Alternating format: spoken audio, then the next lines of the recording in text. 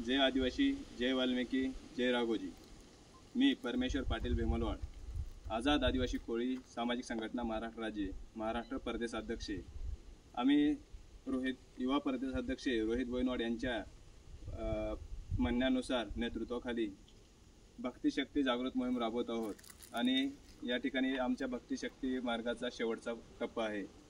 आम्ही पहिलं वाले या ठिकाणी वाल्मिक ऋषी यांच्या संजीवनी समाधी स्थळाला अभिवादन करून आलो। त्याच्यानंतर कोळी योद्धा नरवीर तानाजी मालुसरे यांच्या सिंहगडावर जाऊन त्यांच्या समाधीस्थळी त्यांच्या प्रतिमेला अभिवादन करून आलो।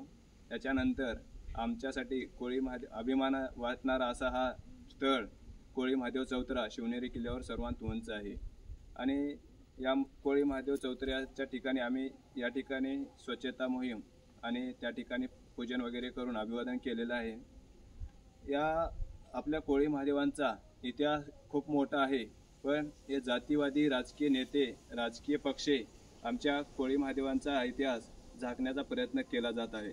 कारण कोळी महादेव 1600 मावळ्यांचं या ठिकाणी कोळ्यांच्या मनामध्ये भीती निर्माण व्हावी म्हणून कोळी मावळ्यांचं सर्वांत उंच डोंगरावर नेऊन त्यांचं शिरछेद करून या ठिकाणी त्यांच्यावर एक ढिगारा रचून कोळी महादेव चौतरा उभा करण्यात आला।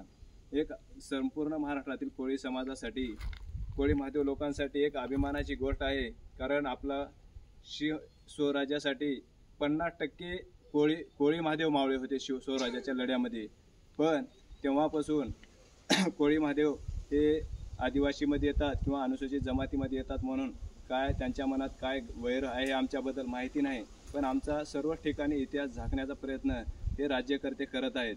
त्या राज्यकर्त्यांना आमचा एक विनंती आहे, पुरातत्व विभाग, गडकिल्ले संरक्षण करणारे विभाग यांना आमची कळकळीची विनंती आहे, कोळी महादेव चौतऱ्याचं पुढील येणाऱ्या काळामध्ये सुशोभीकरण व सौंदर्यीकरण करावे आणि शासनाने पण या कोळी महादेव चौतऱ्याला राष्ट्रीय दर्जा मिळवून देण्यासाठी प्रयत्न करावा। कारण कोळी महादेवाची संख्या 90 लाख असून आमच्या जे काही आमच्या ऐतिहासिक वस्तू आहेत त्यांच्याकडे शासन जाणून बुजून दुर्लक्ष करत आहे। पण शासनाला हे माहीत नाही की कोळी महादेव स्वराज्याचं रक्षण करू शकतो, सिंहगड घडू शकतो, गडाला पण सिंह हे नाव देशाला दाखवून देऊ शकतो आणि 1600 मावळे शिवाजी महाराजांच्या रक्षणासाठी किल्ल्यांना चारी बाजूने संरक्षण देऊन शिवाजी महाराजांचं रक्षण करू शकतात। मग तुमचा या शासनाचा नेस्तनाबूत करण्यासाठी आमच्या कोळी महादेवांना वेळ लागणार नाही। सर्व जातीवादी पक्षांनी याच्यामध्ये गांभीर्याने लक्ष घालून या कोळी महादेव चौतऱ्याचं सौंदर्यीकरण करावे आणि खाली येणाऱ्या मार्गावर कोळी महादेव चौतऱ्याचे बोर्ड लावावे। कारण कोळी महादेव चौतरा आम्हाला पण सापडत नव्हता कुठं आहे ते, मग इथं लोकांना माहीतच नसेल तर या ठिकाणी लोक पोहोचत नाहीत, इथे यायला पायऱ्या नाहीत, येताना त्रास होतो मावळ्यांना।